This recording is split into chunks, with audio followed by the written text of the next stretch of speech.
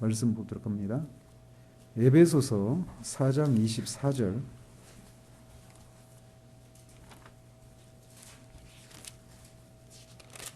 에베소서 4장 24절 한 절입니다. 같이 읽겠습니다. 하나님을 따라 의와 진리의 거룩함으로 지으심을 받은 새 사람을 입으라. 뒤에 골로새서 3장 10절 한 절만 같이 보겠습니다. 골로새서 3장 10절 같이 읽겠습니다. 새 사람을 입었으니 이는 자기를 창조하신 이의 형상을 따라 지식에까지 새롭게 하심을 입은 자니라. 지난주에는 인간이 하나님에 의해서 남자와 여자로 창조되었다라고 하는 고백을 살폈습니다. 그래서 남자와 여자가 역할에 있어서는 차이가 있지만 존재의 동등함이 있습니다. 가치에 있어서는, 존귀함에 있어서는 동등하다라고 하는 것을 우리는 알 수 있다고 말씀드렸어요. 또 여자와 남자를 창조하실 때 무엇을 따라 창조하셨다고요? 하나님의 형상을 따라 창조하셨다라고 하는 사실을 살폈습니다. 그러면서 하나님의 형상은 하나님을 반영하는, 하나님을 대리하는, 하나님을 닮은 사람으로 창조되었다라고 하는 것을 의미한다고 그랬어요. 그래서 지식적인 측면에서 또 영적인 측면에서 관계적인 측면에서 도덕적인 측면에서 하나님과 인간 사이에 닮은 면이 있다라고 하는 사실을 말씀드렸고, 또 이 하나님의 형상은 그 하나님의 형상도 크게 두 부분으로 나눌 수 있다고 그랬어요. 그래서 본질적인 하나님의 형상이 있고 비본질적인 하나님의 형상이 있다. 근데 이제 이 용어에 함정이 있다고 그랬죠. 비본질적인 하나님의 형상, 이거는 하나님의 형상, 인간이 타락한 결과 비본질적인 하나님의 형상을 잃어버렸을까요? 안 잃어버렸을까요? 예? 자, 안 잃어버렸다고 하는 분들은 함정에 빠진 거예요. 비본질적인 거니까, 이건 뭐 하나님 형상을 안 잃어버렸겠, 제가 지금 거꾸로, 제가 지금 빠졌네요. 그래서, 먼저 이걸 말씀드릴게요. 하나님의 형상이 본질적인 요소가 있고, 비본질적인 요소가 있는데, 본질적인 요소는 그거를 잃어버려도 비본질적인 요소는 그걸 잃어버린다고 해도 동물이 되거나 이런 건 아닌, 이런 요소가 비본질적인 요소예요. 본질적인 요소는 그거를 잃어버리면 사람이 아니게 되는, 그래서 사람을 사람되게 만드는 형상, 이게 본질적인 형상이에요. 이 본질적인 형상 때문에 사람이 동물과 구별이 되는 거예요. 그래서 인간이 타락한 후에도 이 사람을 사람되게 만드는 본질적인 형상은 잃어버리지 않았어요. 그러나 잃어버려도 여전히 사람을 사람 되는데 지장을 주지 않는 비본질적인 요소는 잃어버렸단 말이에요. 타락한 사람들은. 근데 구원받으면 어떻게 되느냐? 잃어버렸던 비본질적인 형상이 회복되는 거예요. 그 비본질적인 형상이 뭐다? 지식과 거룩과 의다. 이 내용을 오늘 우리가 살피려고 해요. 이건 대답할 수 없죠. 지난주에 말씀을 안 드렸으니까. 오늘 이거를 우리가 살펴보려고 하는 겁니다. 그래서 지난주에는 이렇게 하나님의 형상이 본질적인 형상과 비본질적인 요소로 나눌 수 있다, 이렇게 말씀을 드렸어요. 그런데 어쨌든 모든 인간이 이렇게 하나님의 형상으로 창조되었기 때문에 모든 인간은 다 존귀하고 삶의 목적을 가지고 태어났다라고 말할 수 있다는 거죠. 사람은 그런 존재입니다. 그냥 우연히 이 세상에 던져진 존재가 아니라 하나님에 의해서 창조되어서 삶의 목적을 가지고 존재하게 된 것이 사람이에요. 창세기 1장에서는 우리에게 이렇게 인간이 하나님의 형상으로 하나님에 의해서 창조된 존재이므로 이 모든 인간은 존귀하고 이 창조의 목적을 가지고 태어난, 즉 우리 측에서는 보면, 우리 측면에서 보면 삶의 목적을 가지고 있는 그런 존재가 바로 우리들이다라고 하는 사실들을 말씀드렸습니다. 오늘 2장 나머지 다른 부분들 좀 살펴보도록 합니다. 2장 같이 한번 읽어봐요. 시작. 하나님께서는 다른 모든 피조물들을 지으신 후에 사람을 남자와 여자로 창조하셨으며 이성적이고 불멸적인 영혼을 주셨고 자기 자신의 형상을 따라 지식과 의와 참된 거룩함을 부여해 주셨으며 그들 마음에 하나님의 율법을 기록해 주셨고 그 율법을 취할 수 있는 능력도 주셨다. 그렇지만 그들이 범죄할 수 있는 가능성 아래 그들 자신의 의지와 자유를 허락해 주셨는 바 그 의지란 변하기 마련이었다. 그들은 마음에 새겨진 율법 외에도 선악을 알게 하는 나무의 열매를 따먹지 말라는 명령을 받았다. 그들은 그 명령을 지키는 동안 하나님과 교통하는 가운데 행복하였으며 또한 피조물들을 다스렸다. 그래서 오늘은 말씀드린 것처럼 하나님의 형상 중에 비본질적인 요소인 지식과 거룩과 의에 대해서 살펴보도록 합니다.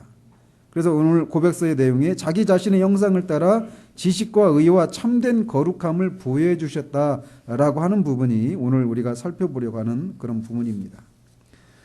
그러면 이 지식과 의와 거룩함에 있어서 거룩함을 부여해 주셨다라고 할 때 지식에 있어서의 하나님의 형상은 뭘 말하는 것인가를 먼저 말씀을 드리도록 합니다. 근데 이 지식과 거룩과 의라고 하는 것은 인간이 타락했을 때 잃어버렸다고 잃어버리지 않았다고요? 잃어버린 거예요. 인간이 타락했을 때 하나님의 형상 중에 이 부분을 잃어버린 거예요. 지식과 거룩함과 의에 대해서. 그래서 이 지식에 있어서 하나님의 형상은 뭐냐? 하나님께서 인간을 지식에 있어서 하나님의 형상으로 창조하셨다라고 성경이 말을 하는데 인간이 최초로 지음을 받았을 때 어떤 지식을 가지고 창조되었다고 말을 하느냐면 하나님에 관한 지식을 가지고 있었다는 거예요. 하나님에 관한 지식, 그리고 하나님의 율법에 관한 지식, 그리고 피조물에 관한 지식, 그리고 인간 자신을 행복하게 만드는 모든 만물에 관한 지식을 가진 채로 하나님이 인간을 창조하셨다. 이렇게 성경을 말합니다. 그래서 인간은 자신을 만드신 하나님이 어떤 분이신지를 처음에는 이해할 수 있었어요. 그런데 타락하고 나서 어떻게 됩니까? 잃어버리긴 잃어버렸는데 그게 거의 상실되었다고 말할 수 있을 정도로 완전히 망가져 있는 상태로 있어요. 그런데 하나님에 대한 그런 지식이 온전한 지식은 아니지만 그런 지식의 잔재들이 남아있는 거예요. 그래서 어떤 것으로 나타나요? 그런 것들이 우상을 만드는 것으로 나타나는 거예요. 그러나 처음에 지음 받았을 때는 하나님을 이해할 수 있는 하나님에 관한 지식을 가진 채로 지음을 받았어요. 아담이, 하와가. 그리고 또 모세의 율법 같은 것은 아니지만 하나님의 뜻과 그분의 계명에 대한 지식도 가지고 있었습니다. 그러니까 어때요? 뒤에 살펴보겠지만 선악을 알게 하는 나무 열매는 따먹지 말라. 이게 하나님의 계명이잖아요. 하나님의 뜻이잖아요. 이것이 무엇을 의미하는지를 이해할 수 있는 그런 지식을 가지고 있었어요. 이제 뒤에서 이제 선악을 알게 하는 나무 열매가 어떤 의미가 있는지 이건 이제 뒤에서 이제 따로 살펴보겠지만 어쨌든 이렇게 모세 율법과 같은 그런 형태의 율법 또 하나님의 계명은 아니지만 선악을 알게 하는 나무 열매를 따먹지 말라. 이것도 하나님의 계명이고 하나님의 뜻이란 말이에요. 그거를 이해할 수 있는 그런 게 있었어요. 미리 말씀드리면 여기에는 어떤 성내전적인 의미도 있어요. 두 가지 의미가 있거든요. 선악을 알게 하는 나무 열매가 두 가지 의미가 있어요. 하나는 결과론적인 의미가 있고 성내전적인 의미가 있는데 그 중에 성례전적인 의미가 뭐냐면 그 나무를 볼 때마다 뭘 깨닫도록 하셨느냐면 그 아담이 그 나무, 동산 중앙에 있는 선악을 알게 하는 나무를 볼 때마다 하나님과 피조물인 자신의 존재의 격차를 깨닫고 그 앞에서 하나님을 예비하는 그런 기제로 작용을 했단 말이에요. 왜 하나님이 나한테 모든 것들을 다 마음대로 먹고 마음대로 사용하라고 하셨는데 왜 그 나무의 열매만을 먹지 못하도록 하셨을까? 이런 사실들 앞에서 늘 직면하지 않았겠어요? 그 나무에 볼 때마다 그런 생각을 하지 않았겠어요? 그리고 그런 것을 볼 때마다 아담은 거기에서 타락하기 전이니까, 타락하기 전까지는 계속해서 그 사실들을 보면서 하나님은 그렇게 나한테 이렇게 해라, 이렇게 하지 말라라고 말씀하시는 주권자이신 창조자 하나님이시고, 나는 그분의 뜻에 복종하고 순종하고 그분의 뜻을 순종하는 데서 참된 만족을 누리는 피조물이구나라는 사실들을 깨닫고 하나님 창조주 되신 하나님의 창조주 되심을 예비하고 경배하는 그런 기제로 작용을 했단 말이에요. 그런 의미로 성례전적인 의미가 있는 거예요, 그게. 근데 어쨌든 그 계명을 주셨을 때 하나님이 의도하셨던 그 하나님의 뜻을, 하나님의 계명을 이해할 수 있는 그런 지식이 있었어요. 그리고 또 피조물에 대한 이해도 있었는데 그것에 대한 증거는 뭐냐면 아담이 가축과 하늘의 새와 땅의 짐승들의 이름을 지어줬다라고 하는 그 사실에서도 피조물에 대한 지식을 가지고 있었다라고 하는 것을 우리가 알 수 있습니다. 몇 번 말씀드렸지만 이름을 짓는다라고 하는 것은 그 대상의 본질을 통찰해낼 수 있는 그런 능력이 없이는 이름을 짓는 것이 불가능해요. 그리고 한번 이름을 지어줬는데 사자를 보고 사자라고 했는데 다음날 사자를 보고 닭이라고 한다든지 벌써 사자와 닭이 완전히 다르잖아요. 근데 오늘은 나를 사자라고 부르더니 다음날 닭이라고 부른다든지 이런 게 없었단 말이에요, 아담에게. 피조물에 대한 그런 지식을 아담은 가지고 있었습니다. 그런 면에서 이 아담은 어떤 존재로 지음을 받았느냐? 하나님을 알고 하나님의 뜻을 이해할 수 있는 그런 존재. 그리고 그 하나님의 뜻을 전달해 주는 존재. 그 존재가 구약의 직분 중에 어떤 직분이에요? 선지자 직분이죠. 그래서 아담은 선지자적인 그런 직분을 소유한 존재로 지음을 받은 거예요. 그래서 지식에 있어서 하나님의 형상을 따라 지음을 받았다라고 할 때는 선지자 직분과 연관되어 있는 거예요. 그럼 구원은 항상 이 아담의 지위보다 더 온전한 단계로 회복이 구원받는 거거든요. 그래서 이 첫 번째 아담이 선지자적인 그런 직분을 수행하는 존재로 지음을 받았기 때문에 두 번째 아담으로 오신 예수님도 어떤 직분을 가진 존재로 오시는 거예요?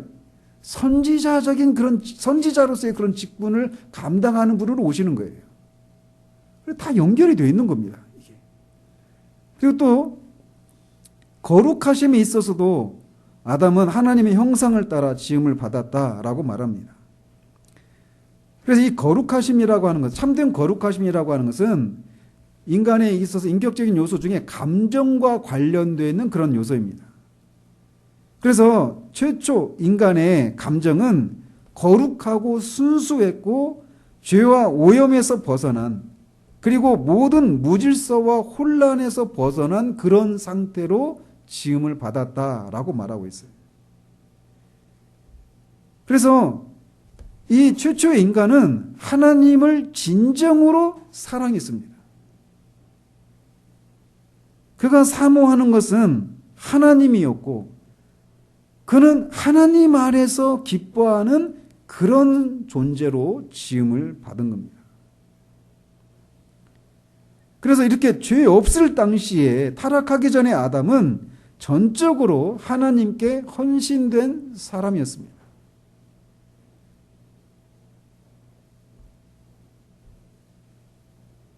하나님께 헌신된 것, 전적으로 하나님께 헌신되어 있다. 하나님을 섬기는데 전적으로 헌신되어 있다. 이 개념이 뭐예요? 이게 거룩의 개념이잖아요. 거룩이 뭐예요? 첫 번째로 하나님을 섬기기 위해서 구별된 물건이나 사람, 이거를 거룩하다 이렇게 말한단 말이에요. 분리시키는 거예요. 구별시키는 거. 근데 아담은 하나님을 기뻐하고 하나님을 사랑하는 그리고 하나님을 전적으로 섬기는 것에 헌신된, 구별된 그런 존재로 지음을 받았어요.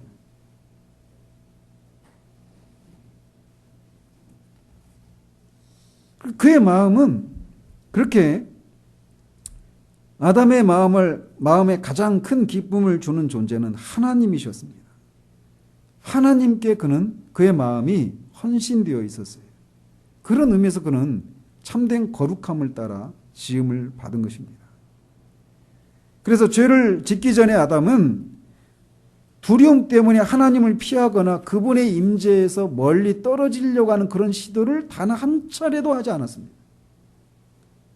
그는 자발적이고 의지적인 열심을 통해서 하나님을 사랑하고 기뻐하고 하나님을 섬기는 데 전적으로 헌신된, 그래서 그런 의미에서 구별된 거룩한 그런 존재로 지음을 받았어요. 그래서 이런 것과 관련해서 구약의 직분이 어떤 직분이 있죠?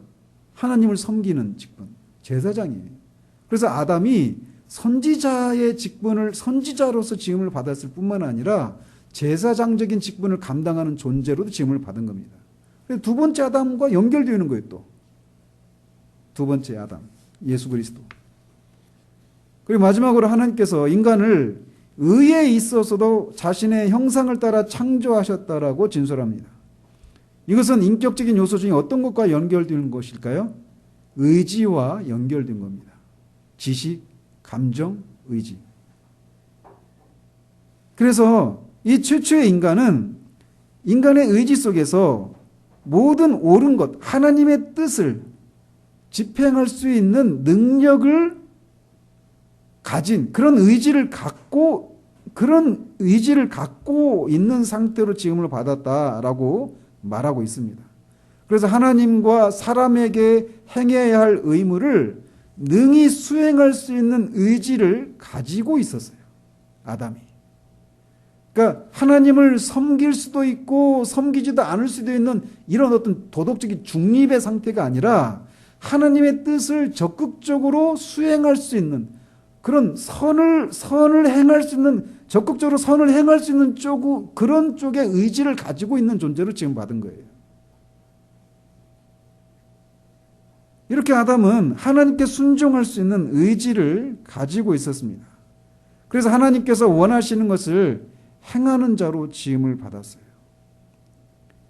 그런 의미에서 이렇게 자신의 의지를 통제해서 하나님께 순종할 수 있는 그런 존재로 아담이 지음을 받은 겁니다. 이런 의미에서 자신의 의지를 관철시키고 하는 이런 것과 관련된 구약의 직분이 있다면 뭐가 있을까요? 왕의 직분이에요. 더 나아가서는 이제 그 왕의 직분과 관련해서는 이렇게 자신의 의지를 하나님의 뜻을 수행할 수 있는 의지를 이렇게 능력을 가지고 있다라고 하는 면에서도 왕의 직분과 관련이기도 하고, 또는 뭐예요? 만물을 통치하고 다스리는 이런 권세를 권세를 주셨잖아요. 그런 면에서도 왕의 직분을 가지고 지음을 받은 겁니다. 그런 면에서 두 번째 아담이신 예수 그리스도의 왕의 직분도 여기에 연결되어 있는 거예요. 이렇게 하나님의 지식과 참된 거룩함과 의에 있어서 하나님의 형상을 따라 지음을 받았다라고 고백하고 있어요. 그래서 우리는 지금까지 이 4장 2항에서 고백하고 있는 두 가지, 인간이 남자와 여자로 지음을 받았고 하나님의 형상으로 지음을 받았다라고 하는 내용을 살폈습니다. 2항에서 고백하고 있는, 우리가 건너뛰었는데 이항에서 고백하고 있는 또 다른 내용이 뭐냐면 사람이 이성적이고 불멸적인 영혼을 주셨다라고 하는 이 고백 속에서 알 수 있듯이 인간은 물질적인 몸만이 아니라 이성적이고 불멸의 영혼을 가진 존재로 지어졌다라고 고백하고 있는 겁니다. 즉 인간이 육체와 영혼으로 지음을 받았다 이 고백이에요. 그런데 여기에는 오랜 세월 동안 인간의 구성이 육체와 영혼으로 이루어져 있는지 아니면 육, 혼, 영 이렇게 이루어져 있는지에 따라서 많은 논쟁이 있어 왔습니다.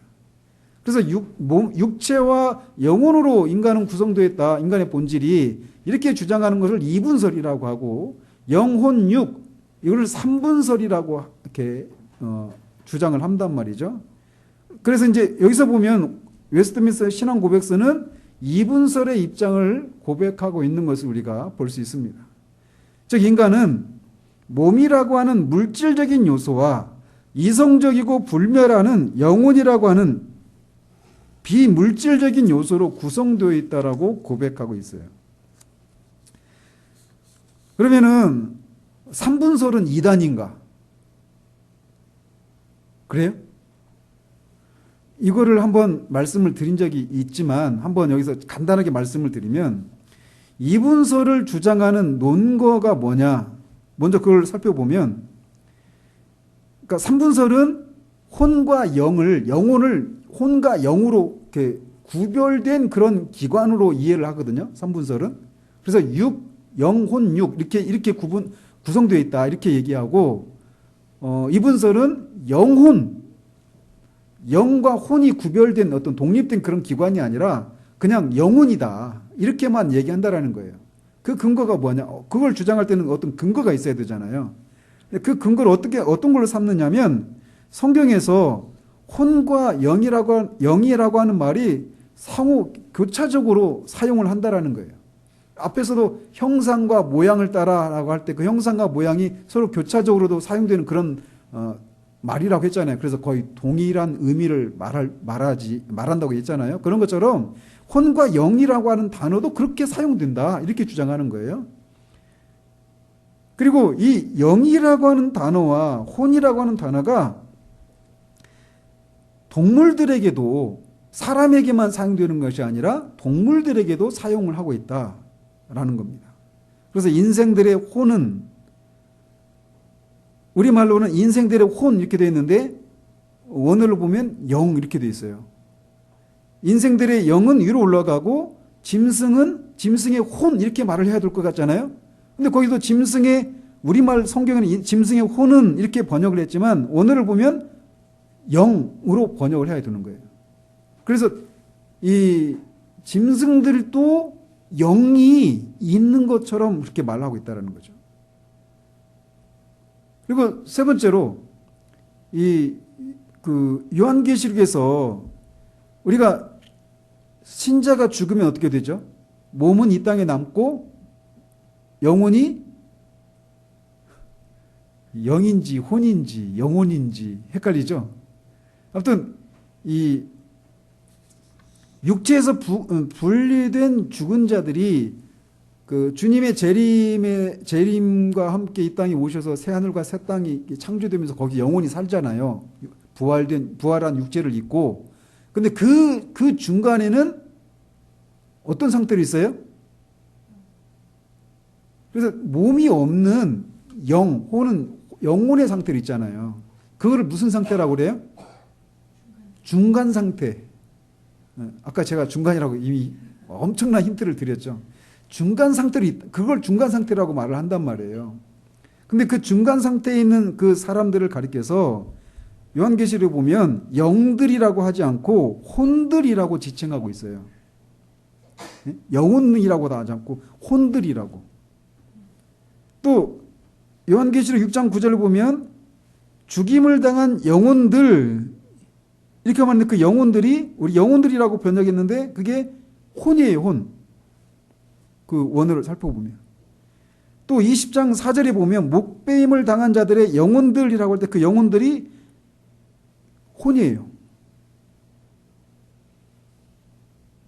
또 네 번째 근거는 뭐냐면 이 흔히 삼분설을 주장하는 사람들이 영을 그렇게 이해해요. 하나님을 예배하고 하나님과 교제하는 그런 기관을 영이다. 이렇게 얘기해요. 그래서 하나님 그 영을 통해 영도 이제 그 혼에도 세 가지 기능이 있다고 그러잖아요. 지적인 요소, 지성과 감정과 의지. 그런 것처럼 영도 지성은 뭐예요? 어떤 옳고 그름을 분별하고 사리를 판단하잖아요. 지성의 기능은. 그다음에 감정은 그것을 옳고 어떤 그런 좋고 싫음을 표현하는 그런 기관이잖아요. 의지는 그걸 실행하는 그런 것과 관련된 것이라고. 그런 것처럼 영에도 그런 세 가지 지정의에 해당되는 세 가지 대응되는 그런 게 있다라는 거예요. 지정에 해당되는 거 뭐냐면 양심. 양심이 옳고 그름을 분별한다. 그 영의 기능이라는 거예요. 영 중에 양심이 그런 기능을 한다라는 거예요. 그리고 이제 감정에 해당되는 것은 뭐냐? 영교. 네? 그 다음에, 의지에 해당되는 거. 제가 지금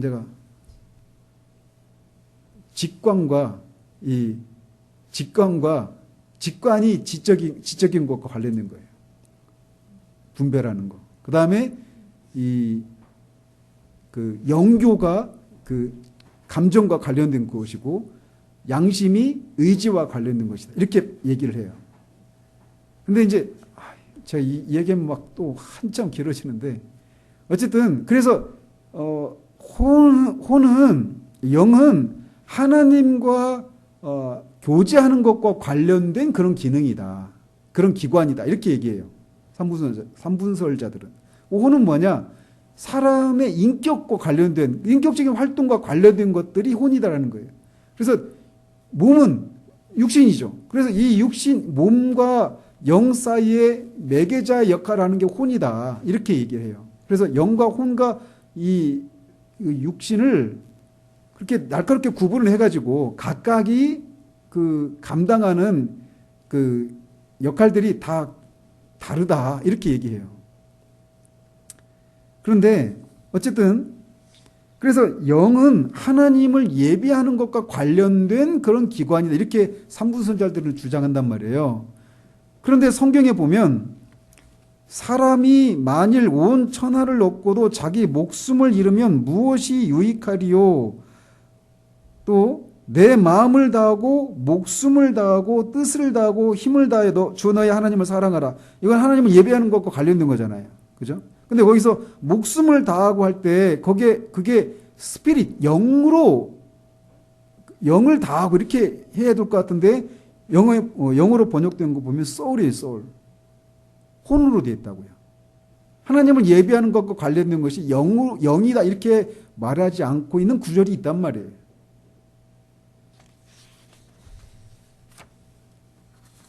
그리고 뭐 내 영혼이 주를 찬양하며 명백하죠. 예배하는 것과 관련되잖아요. 거기도 내 영이 주님을 찬양하며 이렇게 되어야 될 것 같은데 내 혼이 주님을 찬양하며 이렇게 되어 있어요. 아무튼 이렇게 하나님을 찬양하고 예배하는 것과 관련된 것이 영이다라고만 말하지 않는 오히려 혼으로 하나님을 찬양한다 예배한다 이렇게 말하는 구절들이 많다라는 거예요. 성경에. 또 다섯 번째로 이 죽은 자의 죽은 사람의 비물질적인 요소 뭐예요 그게? 비물질적인 요소 물질적인 요소는 몸이죠. 몸. 근데 이 비물질적인 요소를 혼으로 묘사하기도 하고 영으로 묘사하기도 하는 그런 경우들이 있단 말이에요. 그래서 이런 것들에 의하면 사람이 그 영과 혼이 날카롭게 구별되는 어떤 독립된 기관이 아니라 어떤 때는 영으로, 어떤 때는 혼으로. 그래서 결국은 사람의 비물질적인 요소를 영으로도 표현하기도 하고 혼으로도 표현을 하기도 하고 어떤 때는 영혼으로 표현하기도 하고 그런다라는 거예요. 그래서 결국은 한 가지를 비물질적인 요소를 가리키는 그런 용어, 그런 것을 표현한 것이지, 비물질적인 요소를 영과 혼으로 날카롭게 구분되어 있다. 이렇게 성경은 말하고 있지 않다. 이렇게 주장을 하는 거예요. 이분설자들은. 근데 이제 그걸 반박하는 구절이 있어요. 명백하게 영과 혼과 몸을 이렇게 날카롭게 구분하고 있는 그런 구절이 있단 말이에요. 히브리서 4장 12절 한번 보십시다. 앞에 먼저 봅시다. 데살로니가전서 5장 13절부터. 데살로니가전서 5장 13절.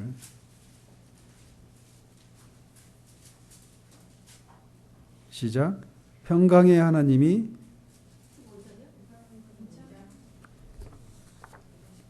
13절. 잠깐만요. 13절이 아니라 23절. 같이 시작. 평강의 하나님이 친히 너희를 온전히 거룩하게 하시고 또 너희의 온 영과 혼과 몸이 우리 주 예수 그리스도께서 강림하실 때에 흠 없게 보존되기를 원하노라. 여기 분명히 영과 혼과 몸 이렇게 구별되어서 표현하고 있단 말이에요. 히브리서 4장 12절 한번 보십시다. 히브리서 4장 12절. 시작. 하나님의 말씀은 살아있고 활력이 있어 좌우에 날선 어떤 검보다도 예리하여 혼과 영과 및 관절과 골수를 찔러 쪼개기까지 하며 또 마음의 생각과 뜻을 판단하나니. 이 두 구절에서 분명히 혼과 영을 구별해서 말하고 있다는 거예요. 데살로니가 골수와 관절과 골수 이건 뭐예요? 여기도 몸에 해당되는 거잖아요. 그래서 결국 여기 이 두 구절을 보면 혼과 영과 몸을 따로따로 어떤 독립된 기관인 것처럼 묘사하고 있단 말이에요.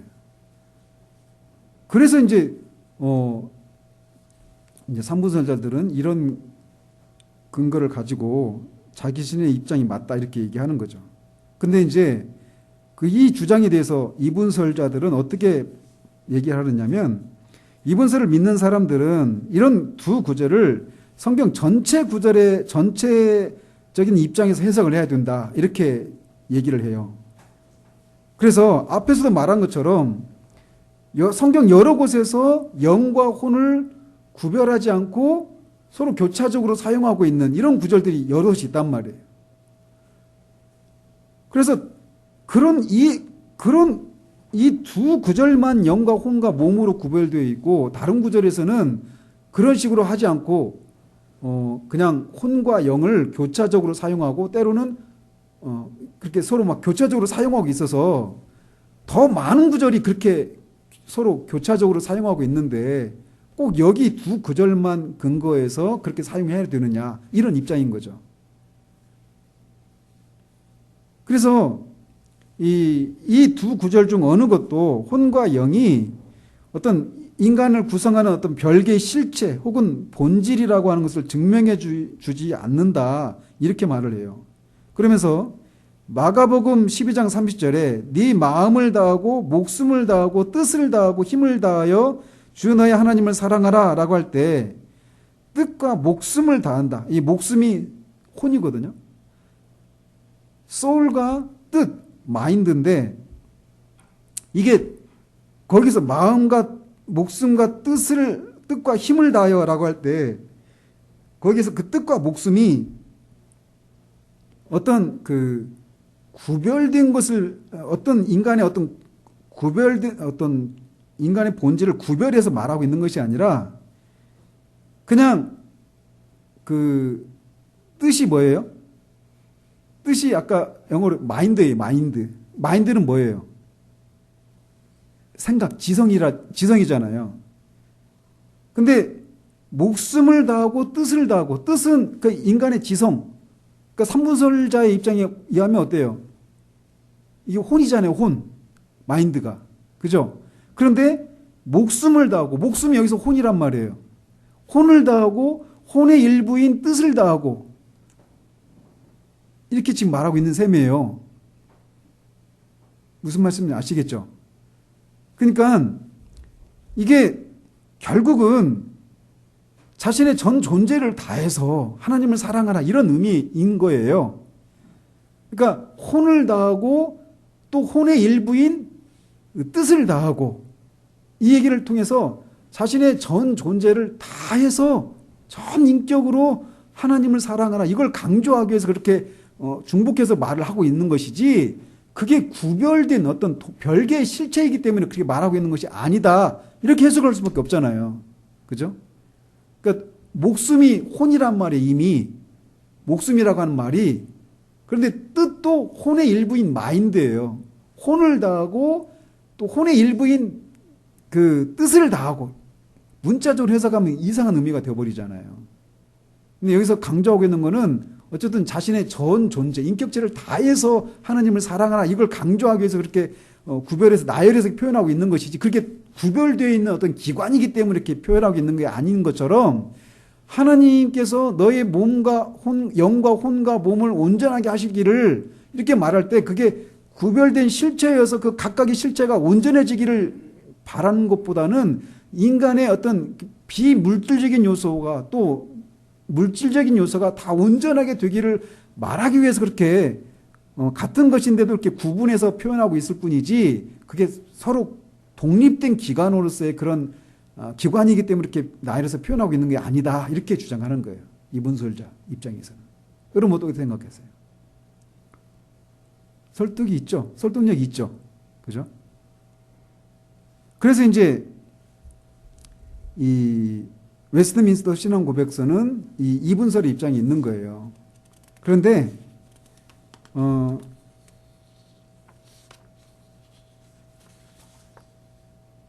삼분설자가 말하는 것처럼 영과 혼이 이렇게 구별된 실체인가 아닌가에 대해서 딱 부러지게 말하기가 쉽지가 않아요.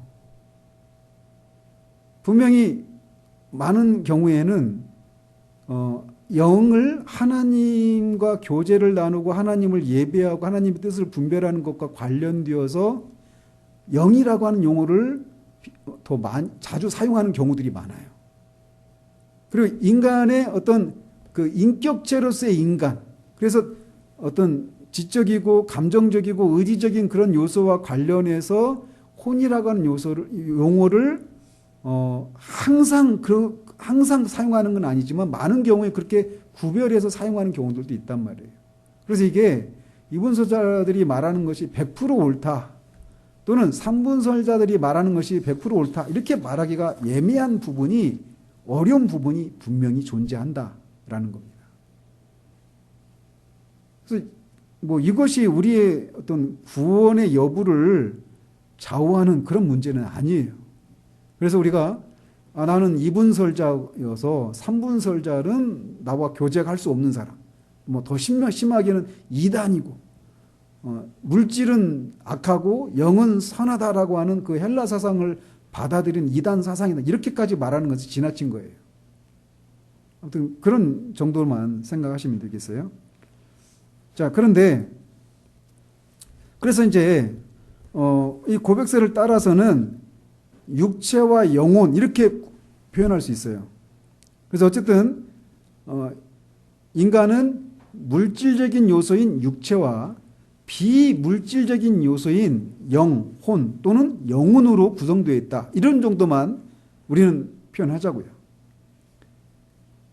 그런데 그러면 이제 이 영혼과 육체가 어떤 관계를 가지고 있는가?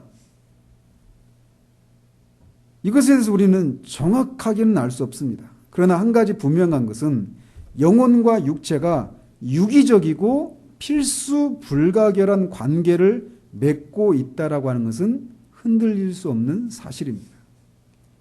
그래서 육체와 영혼이 서로에게 영향을 줘요.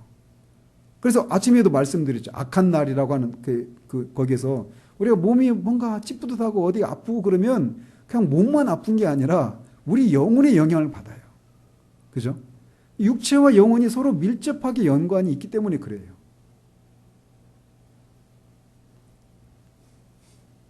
게다가 그래서 육체와 영혼이 서로에게 영향을 주고 있는 것은 사실입니다. 그래서 서로 유기적이고 필수 불가결한 관계를 맺고 있습니다.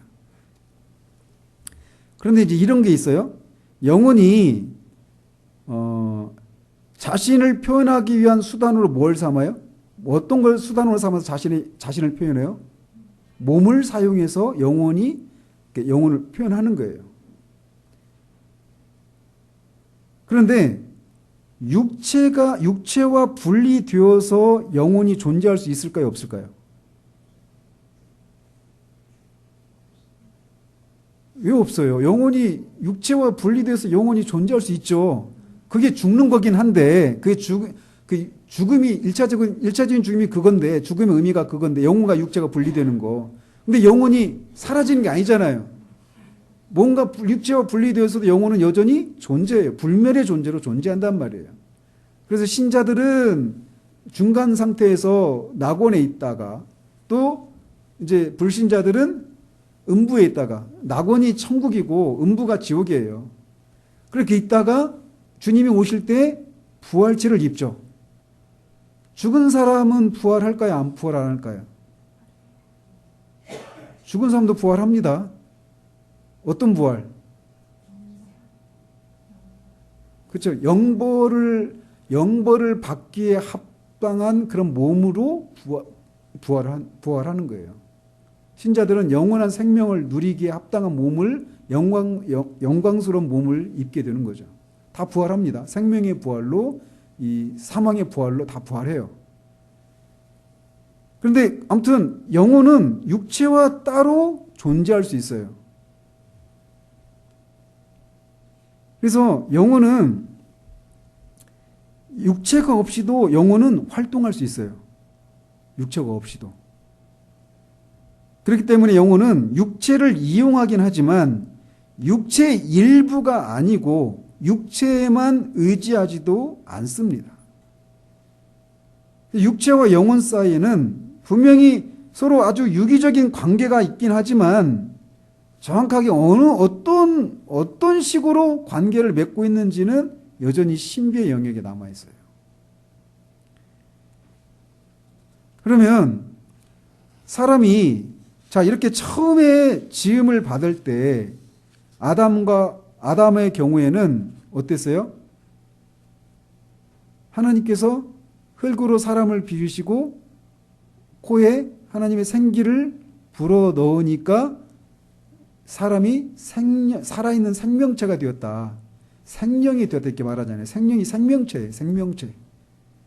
생명체가 된 거예요. 그러니까 하나님께서 영혼을 코에 생기를 불어 넣어 주실 때 그때 영혼이 들어가서 생명체가 된 거죠. 그죠? 그래서 아담의 경우에는 이 영혼의 기원이 확실해요. 근데 아담 이후에 태어난 사람들은 영혼이 어디에 있었을까요? 어떻게 생겨날까요? 우리 몸은 분명히 우리의 부모로부터 받잖아요, 우리 몸을. 그 영혼은 어떤 과정을 통해 우리 영혼이 생겨나게 될까요? 여기에 대해서 이제 영혼의 기원에 대한 문제가 또 신학적인 문제가 여기서 나오는 겁니다. 그래서 모든 사람이 영혼을 가지고 있지만 그것이 어디서 오고 어떻게 우리 일부가 되었는지에 대해서 우리는 정확하게 모른다. 이게 우리가 가진 답이에요. 그런데 이것을 설명하려고 하는 시도들이 있죠.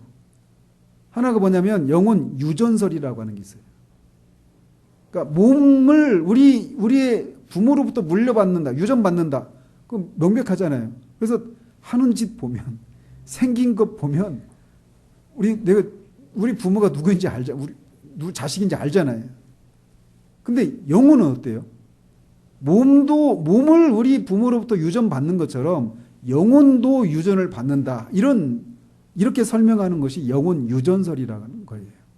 영혼이 유전된다는 거예요. 부모에 의해서. 이 설명은 어때요? 그럴듯하죠. 어떤 면에서 그래요?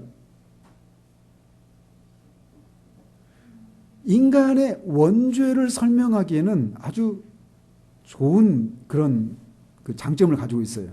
그죠? 인간이 태어나면서부터 원죄를 가지고 태어나잖아요. 그죠? 그런데 그 원죄가 어디서부터 나와요? 부모에게서 이게 유전이 되니까 태어나면서부터 원죄를 가진 죄인으로 태어난다. 이렇게 성경 입장을 설명하기에는 영혼 유전설이 아주 설득력이 있어요. 원죄 기원을 설명하기에는. 그죠?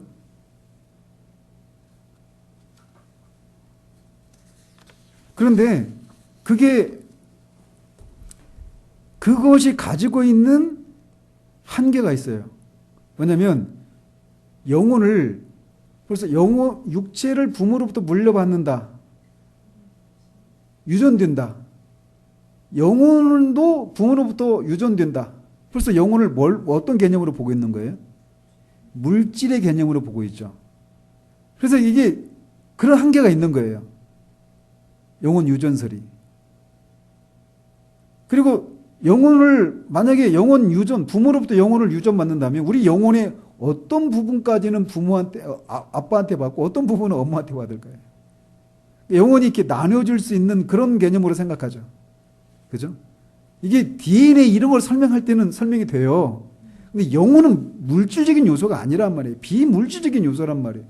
이게 영혼을 우리 어떤 성격, 이 물질적인 요소는 아니죠. 비물질적인 요소. 그죠? 성격, 기질, 재능 이런 것도 다 물질적인 요소가 아니잖아요. 그러니까 영혼을 그러고서 생각하시면 안 돼요. 영혼은 그런 개념이 아니에요.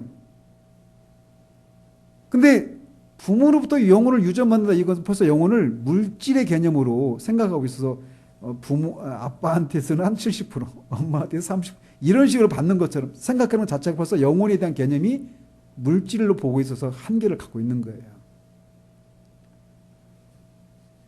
그래서 이제 그래서 이제 이런 한계들을 갖고 있기 때문에 이거를 다 받을 수가 없어요. 또 어떤 사람은 영혼이 원래부터 있었다. 그래서 영혼 선제설이라고 하는 것을 주장하는 사람이 있어요. 영혼이 원래 있었다라는 거예요. 이를테면 아이들 소피아 세계에서 데모크리토스 기억나요? 철학자? 영혼이라고 하는 그런 이거 물질로 생각하죠. 데모크리토스는. 그래서 이 레고 조각처럼 레고가 어떤 배를 만드는데 막 쓰였던 레고 다 부수면 그거 가지고 또 다른 어떤 비행기도 만들 수 있잖아요. 그런 것처럼 영혼이라고 하는 어떤 물질이 있는데 이게 있어가지고 그게 나중에 어떤 다른 영혼을 형성하는데 이렇게 만들어지고 한 이런 것으로 설명하는 사람이 있거든요. 그런 사람 비슷하게 영혼이 원래부터 있었다. 영혼 선제설을 주장하는 사람이 있어요. 대표적인 사람이 플라톤이라고 하는 철학자예요. 플라톤. 그래서 영혼이 이전부터 어디인가 존재하고 있다가 이 세상에 들어왔다라고 보는 겁니다.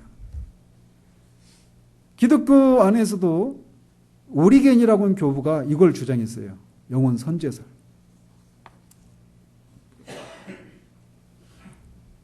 그래서 이 사람들은 근데 영혼 선제설이 성경적인 개념일까요? 그러니까 창세전에 하나님이 우리를 그리스도 예수 안에서 택하셨다라고 에베소에서 말씀하잖아요. 창세전에 하나님 우리를 아셨잖아요. 우리는 어디 있었어요? 우리는 어딘가 우리가 있었다 이렇게 생각하면 영혼 선제설인 거예요. 하나님의 계획에는 있었죠. 계획에는. 그렇지만 우리가 어디 있었다라고 말할 수는 없어요. 몰라요, 우리는. 영혼 선제설은 이제 여기서 더 나아가면 어디까지 가느냐면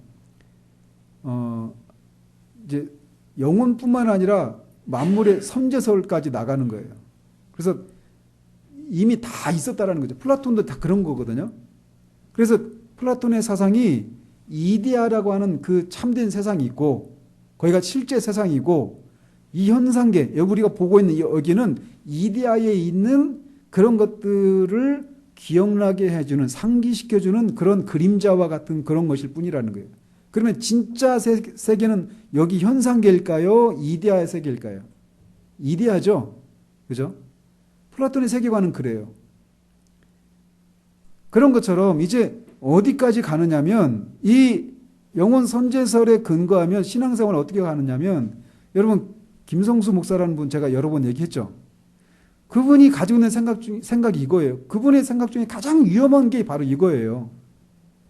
그래서 이미 그분은 개혁주의 성화론을 믿지 않거든요. 부정하거든요. 그래서 그분의 주장을 따르는 사람들이 아주 막 대한 예수교 장로회 우리가 교단이 그러잖아요. 대한 유대교 장로회 이렇게 막 비아냥됩니다. 유대교라고 왜 그렇게 바꿔서 말할까요? 유대교가 어떤 특징을 갖고 있어요? 행위주의잖아요. 율법주의잖아요. 그러니까 개혁주의 성화론을 그런 식으로 이제 비아냥되는 거예요. 율법주의고 성화론 개혁주의 성화론은 성경적이지 않다. 그럼 뭐냐? 그들이 말하는 성화는 이런 것일 뿐이에요. 이미 우리는 역사 전에 이미 존재했었어요. 이 역사가 시작되기 전에 영혼 속에 우리가 다 존재했었고 이미 구원도 다 이루어졌어요. 이데아 세계에서 실제 세계에 있는 것처럼. 그런 것처럼 이데아는 용어를 쓰지 않지만 그들의 개념은 그런 개념이에요. 그러면 뭐냐? 우리가 이 땅의 역사 속에 들어와서 살아가다가 구원이 무엇인가를 끊임없이 경험하다가 다시 진짜 세계로 돌아가는 것이 우리 인생이다. 이렇게 생각하는 거예요. 그들은. 그럼 구원이 뭐냐? 구원을 경험한다는 게 뭐냐? 여기서 말하는 것처럼 뭐 죄를 죽이고 거룩함을 이루고 의로운 삶을 살고 성령의 능력을 힘입어서 마귀와의 싸움에서 이겨서 그런 삶을 살아야 된다. 이게 성경적인 개념이잖아요. 근데 그들은 그게 진짜 우리가 그걸 살 수 있어서 그런 것이 아니라 그런 걸 살려고 할 때마다 우리가 살 수 없구나. 그런데 그런 우리를 하나님이 예수 그리스도를 통해서 구원해 주셨구나. 이게 구원이구나. 이 구원이 얼마나 놀라운 것인가. 이거를 고백하고 그 구원을 그런 식으로 구원을 경험하고 이제 그 진짜 세계로 돌아가는 거예요. 그러니까 이 세상의 삶은 어떤 거예요? 이 세상의 삶이 진짜예요? 아니면 그 원래 있었던 돌아가야 될 그 세상이 진짜예요? 다른 세상, 여기 세상이 아니라 그들에게 있어서 가장 큰 소망이 뭘까요? 빨리 이 세상은 마치 꿈과 같은 곳이에요. 실제 꿈이 아니라 실제 세계가 아니라 꿈이라는 거죠. 꿈에 비유되는 그런 세계인 거예요. 그러면 실제 세계에서 살아야 돼요? 아니면 꿈속에서 계속 살아야 돼요? 실제 세계에 살아야 되는 거예요. 그럼 꿈을 빨리 깨야 돼.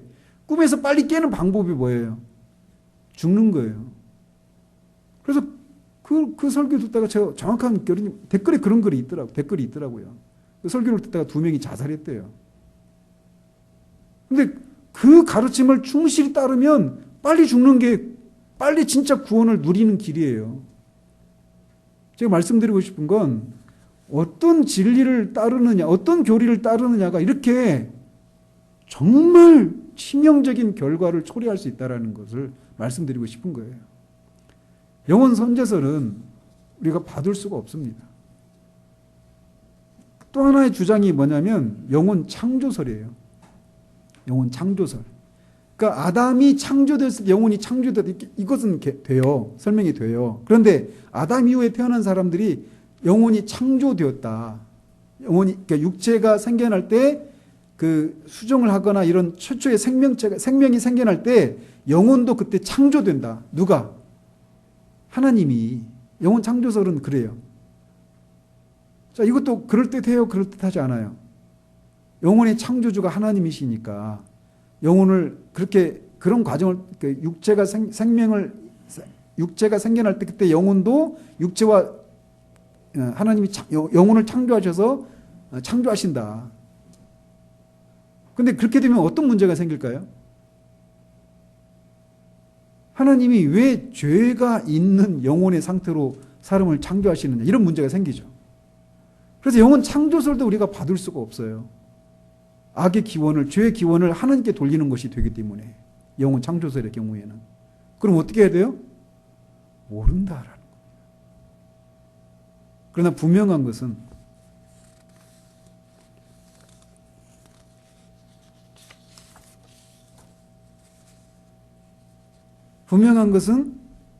시편 51편 5절에서 내가 죄악 중에서 출생하였으며 어머니가 죄 중에서 나를 잉태하였나이다. 이런 말씀들을 하고 있어서 영혼 창조설을 우리가 받을 수가 없는 거예요. 죄의 기원을 하나님께 돌리는 것이 되기 때문에. 그래서 영혼의 기원 문제와 인간의 구성 요소에 대한 문제는 우리의 구원의 필수적인 것이 아닙니다. 그렇지만 우리가 성경에서 명백하고 분명하게 가르치고 있는 교리들을 가능한 한 완전하게 이야기를 소망한다면 최종적인 답을 얻을 수는 없다 하더라도 우리는 어떤 질문들을 던지고 성경이 허락하는 데까지 가는 그런 노력들을 하는 것으로 좋게 해야 합니다. 그래서 결론적으로 영혼의 기원이 어디서 나왔는지, 또는 인간이 영혼과 육체로 이루어져 있는지, 아니면 영혼 육으로 이루어졌는지, 이런 문제들에 너무나 많은 시간을 허비하지 말아야 합니다. 구원의 문제의 필수적인 요소가 아니거든요. 무엇보다도 더 중요한 것은 이런 문제들에 대해서 로이 존스는 당원이 되지 않도록 주의해야 한다라고 말합니다. 무슨 말이에요? 나는 2분설자네, 나는 3분설자네 말하면서 자기 주장만 옳고 다른 것은 성경적이지 않다라고 말하면서 교제할 수 없는 그런 사람인 것처럼 말하는, 그래서 스스로 어떤 주의의 노예가 되어버리는 그런 것을 우리가 피해야 하는 것을 우리가 말해야 합니다. 그러나 분명한 것은 영과 혼과 육으로 구성되어 있는지, 아니면 영혼과 육체로 구성되어 있는지 명확하게 날카롭게 말을 할 수는 없지만, 또 그 영혼이라고 하는 것이 언제 어떤 과정을 통해 생겨나게 되었는지 이것을 우리가 또 명확하게 말할 수 없지만, 분명한 것 한 가지 사실은 인간은 물질적인 요소와 비물질적인 요소를 가지고 있는 존재다라는 겁니다. 이게 인간이 그런 존재이기 때문에 인간이 아무리 육체적인 욕구들이 만족이 되어도 인간이 비물질적인 요소인 이 영혼 또는 영, 이게 만족이 되지 않으면 인간은 만족을 할 수가 없는, 안식을 누릴 수 없는 그런 존재라는 것을 성경이 우리에게 말해주는 거예요.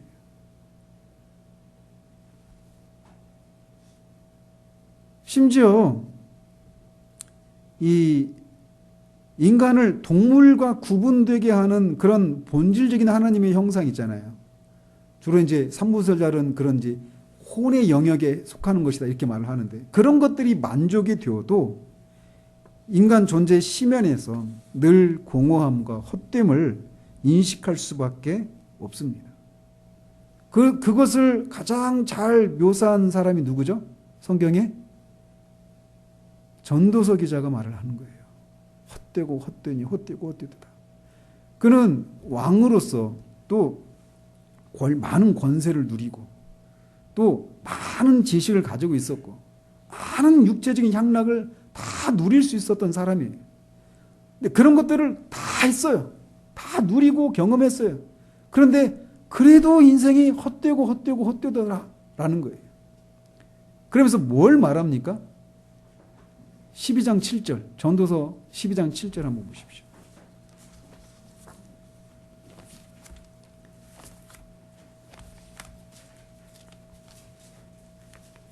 전도서 12장 7절. 같이 읽겠습니다. 시작. 흙은 여전히 땅으로 돌아가고 영은 그것을 주신 하나님께로 돌아가기 전에 기억하라.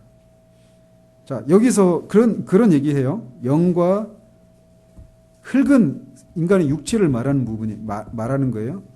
그러면서 13절에서 뭐라고 합니까? 같이 일의 결국을 다 들었으니 하나님을 경외하고 그의 명령들을 지킬지어다. 이것이 모든 사람의 본분이니라 라고 말합니다.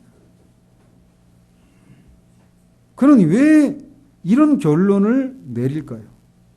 하나님을 경외하고 그의 명령을 다 지키는 것. 이게 모든 사람의 본분이라고 말을 할까요? 그는 분명히 앞에서 계속해서 헛되다라고 말을 했어요. 근데 이 자신의 그 경험과 자신의 지식으로 그 인간의 모든 삶과 인간의 존재를 다 탐구하고 연구한 결과 인간이라고 하는 존재는 영이 하나님과 관계를 회복하고 그분을 즐거워하고 기뻐하는 그런 것이 아니면 아무리 흙이라고 묘사한 이런 육체적인 그런 욕구들이 다 만족되는 삶을 살아도 인간은 공허함을 느낄 수밖에 없는 존재다라고 하는 것을 알기 때문에 이렇게 얘기하고 있는 거예요.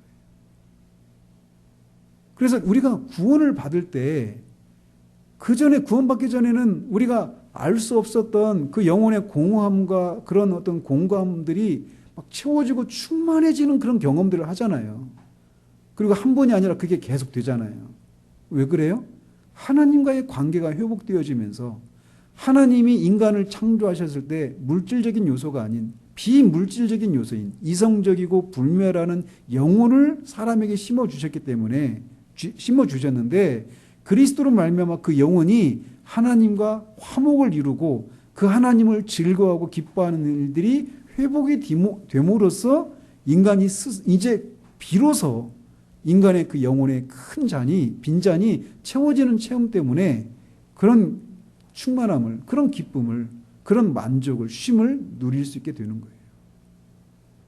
그러나 처음 창조됐을 때 인간은 이런 것에 있어서 아무런 부족이 없었습니다. 영혼과 육체 간의 어떤 충돌과 갈등도 없었어요. 아까 말씀드린 것처럼 지식이 있어서 거룩함이 있어서 의에 있어서 아담이 완전한 존재로 지음을 받아서 하나님을 알고 그 하나님을 즐거워하고 하나님을 섬기는 이런 것에 전적으로 헌신되고 거기서 진짜 참된 만족과 기쁨을 누렸었기 때문에 그래요. 구원은 바로 그 상태로 회복입니다. 그런데 아담보다 더 나은 회복이에요. 왜요? 아담은 그것을 잃어버릴 수 있었지만 예수 그리스도 안에서 구원받은 사람은 그 구원을 잃어버리지 않습니다. 그러면서 더 나아요. 인간이 이렇게 물질적인 요소와 비물질적인 요소로 지음을 받았다라고 하는 그 사실들을 알 때 우리는 비로소 그 사실들을 알게 됨으로 인해서 우리는 비로소 그 참된 만족을 내가 왜 이렇게 지난날 이렇게 내 삶이 곤고하고 뭔가 헛헛하고 어떤 공허함을 느끼면서 살았는지 그것들을 깨닫게 되는 거예요. 이 구원을 받게 됐을 때. 그냥 우리 영혼에 그런 일들이 일어났기 때문에. 기도하겠습니다. 하나님 아버지, 타락하기 전에 인간의 상태가 하나님의 형상을 따라 지음을 받았고 특별히 지식과 의와 거룩함이 있어서 하나님의 형상을 따라 지음을 받았다는 사실들을 우리가 살폈습니다. 뿐만 아니라 인간이 육체와 영혼으로 구성이 되어 있는 물질적인 요소와 비물질적인 요소로 구성된 그런 존재라는 사실들을 우리가 살펴보았습니다.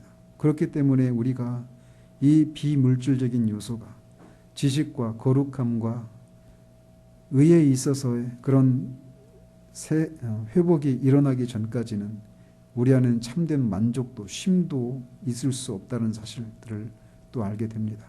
또 반대로 우리가 구원을 경험한 후에 우리에게 그런 만족과 기쁨이 찾아왔었던 것은 이 비물질적인 요소인 영혼이 그리스도의 피로 말미암아 하나님과 회복을 누릴 수 있게 되었고 잃어버렸던 지식과 거룩함과 의에 있어서의 하나님의 형상이 회복이 되었기에 그런 것이 가능해졌다는 사실들을 우리가 알게 됩니다. 이 사실들을 우리가 알지인데 우리 주변에 그렇게 비물질적인 요소인 영혼이 만족을 누리기 전까지는 그 지식과 의와 거룩함이라고 하는 이 하나님의 형상이 회복되기 전까지는 우리 인생이 결코 만족을 누릴 수 없는 그 사실을 모른 채 공허한 가운데 살아가며 그것들을 채우기 위해서 하나님이 아닌 다른 것을 향해 가고 있는 사람들에게 이 진리를 전해줘서 그들도 우리가 누리는 만족과 기쁨을 참된 행복을 누리는 그런 일들이 있을 수 있도록 우리를 그런 도구로 사용하여 주시기를 원합니다. 예수 그리스도 이름으로 기도합니다. 아멘.